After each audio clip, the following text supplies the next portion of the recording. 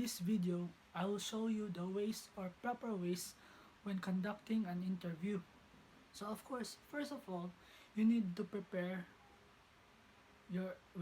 before meeting with your client. Number one, wear formal attire. That is the most preferable way, and of course, anticipate what are the usual problems in with your client, or be relaxed before meeting him or her in order to create a welcoming environment. So let's proceed to the next step.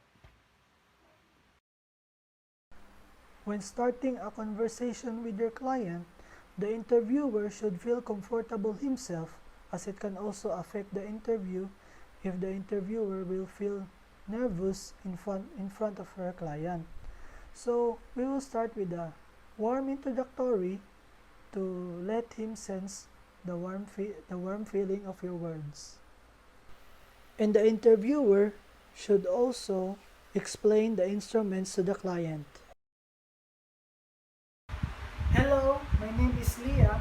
I'm one of the workers here.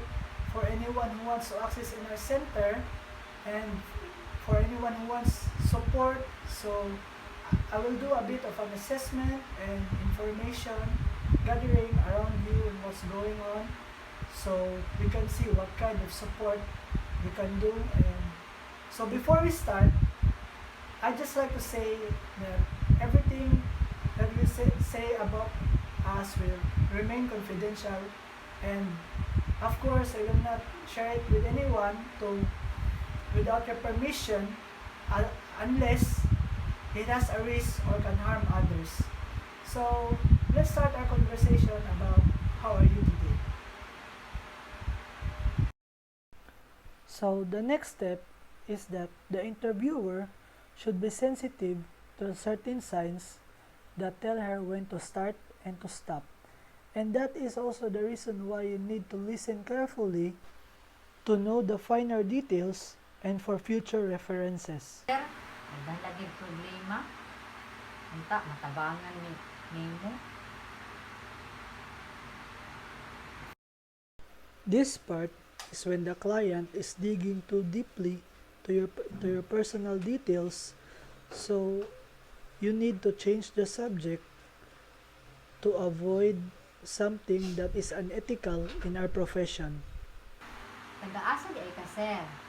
I live in Catalunan Pequeño. Pwede po mangayo og number nimo, sir? Yes, I can give you my number. Nanapod kay Riyab, sir? Yes, I have. By the way, earlier when you said that you need help, what do you mean by that? Or perhaps, could you tell me about it?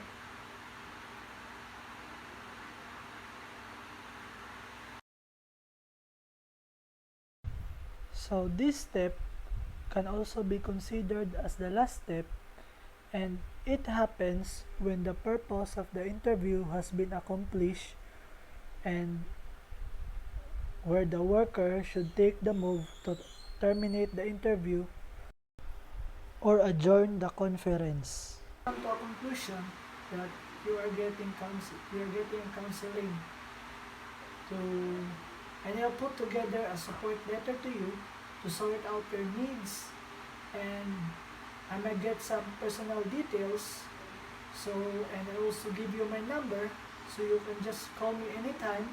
If you have any questions, just let me know. Salamat kayo, sir, ha? Kay medyo ligaan din akong paminaw, sir. Katabang ka sa kuha, sir. Alright, thank you very much, and thanks for coming in. I'm glad. So that's all. I hope you learn and understand something about how to